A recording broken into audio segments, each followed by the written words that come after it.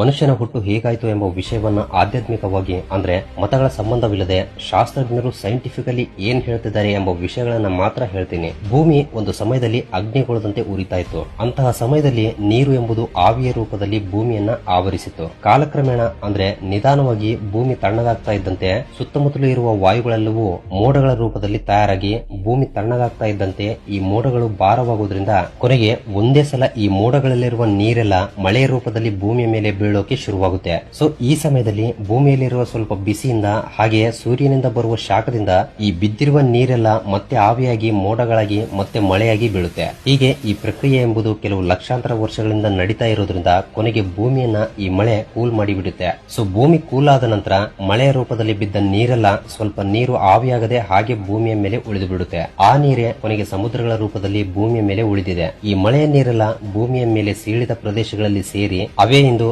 ನದಿಗಳಾಗಿ ಸಮುದ್ರಗಳಾಗಿ ಏರ್ಪಟ್ಟಿವೆ ಎಂದು ಖಗೋಳಶಾಸ್ತ್ರಜ್ಞರು ಹೇಳ್ತಿದ್ದಾರೆ. ಹೀಗೆ ಈ ರೀತಿ ಮೊದಲು ಭೂಮಿಯ ಮೇಲೆ ಸಮುದ್ರಗಳು ಹುಟ್ಟಿಕೊಂಡಿವೆ. ಸೊ ಸಮುದ್ರಗಳು ಹುಟ್ಟಿಕೊಂಡ ನಂತರ ಸ್ವಲ್ಪ ಕಾಲದಲ್ಲಿ ಸಮುದ್ರದ ತಳದಲ್ಲಿರುವ ಬಿಸಿ ವಾತಾವರಣದ ಕಾರಣದಿಂದ hydrogen, carbon, H2O, phosphorus, amino acids, minerals ಗಳಂತಹ ಕೆಲವು ಕೆಮಿಕಲ್ಸ್ ಮಧ್ಯೆ ಸಮುದ್ರದ ಗರ್ಭದಲ್ಲಿ ರಿಯಾಕ್ಷನ್ ಆಗಿ first time single cell organ ಅಂದ್ರೆ ಏಕಕಣ ಜೀವಿ ಹುಟ್ಟಿಕೊಳ್ಳುತ್ತೆ. ಇದೇ ಭೂಮಿಯ ಮೇಲೆ ಹುಟ್ಟಿದ ಮೊಟ್ಟ ಮೊದಲ ಜೀವಿ. ಇದನ್ನ ಪ್ರೋಕ್ಯಾರಿಯಟ್ ಎಂದು ಕರೀತಾರೆ. ಭೂಮಿ ಹುಟ್ಟಿ ಸುಮಾರು 450 ಕೋಟಿ ವರ್ಷಗಳಾದ್ರೆ ಈ ಏಕಕಣ ಜೀವಿ ಭೂಮಿ ಹುಟ್ಟಿದ 20 ಕೋಟಿ ವರ್ಷಗಳ ನಂತರ ಹುಟ್ಟಿಕೊಂಡಿದೆ. ಸೊ ಈ ಏಕಕಣ ಜೀವಿಯಿಂದ ಬ್ಯಾಕ್ಟೀರಿಯಾ, ಸೈನೋಬ್ಯಾಕ್ಟೀರಿಯಾಗಳು ಹುಟ್ಟಿಕೊಂಡಿವೆ. ಈ ಸೈನೋಬ್ಯಾಕ್ಟೀರಿಯಾ ಎಂಬುದು ಸಮುದ್ರ ಪೂರ್ತಿ ಸ್ಪ್ರೆಡ್ ಆಗೋದ್ರಿಂದ ಇವು ಆಕ್ಸಿಜನ್ ಅನ್ನ ರಿಲೀಸ್ ಮಾಡೋಕೆ ಶುರು ಮಾಡುತ್ತವೆ. ಇದರಿಂದ ಈ ಆಕ್ಸಿಜನ್ ಇನ್ನೂ ಕೆಲವು ಜೀವರಾಶಿಗಳು ಹುಟ್ಟೋಕೆ ಒಂದು ಸೋರ್ಸ್ ತರ ಉಪಯೋಗವಾಗುತ್ತೆ. ಸೊ ಇಲ್ಲಿಂದ ಜೀವಿಗಳ ಹುಟ್ಟು ಇನ್ನೂ ಸ್ಪೀಡ್ ಆಗಿ ಸ್ಟಾರ್ಟ್ ಆಗುತ್ತೆ. ಈ ಬ್ಯಾಕ್ಟೀರಿಯಾಗಳಿಂದ ಪರಿವರ್ತನೆ ಆಗ್ತಾ ನೀರಿನಲ್ಲಿ ಬದುಕುವ ಜೀವಿಗಳು ಹುಟ್ಟುಕೊಳ್ಳುತ್ತವೆ. ಲೈಕ್ ವಿವಿಧ ರೀತಿಯ ಮೀನುಗಳು ಹುಟ್ಟಿಕೊಳ್ಳುತ್ತವೆ. ನಂತರ ನೀರಿನಲ್ಲೂ ಮತ್ತು ನೀರಿಲ್ಲದೆ ಬದುಕುವ ಮೊಸಳೆಗಳಂತಹ ಜೀವಿಗಳು ಹುಟ್ಟಿಕೊಂಡಿವೆ.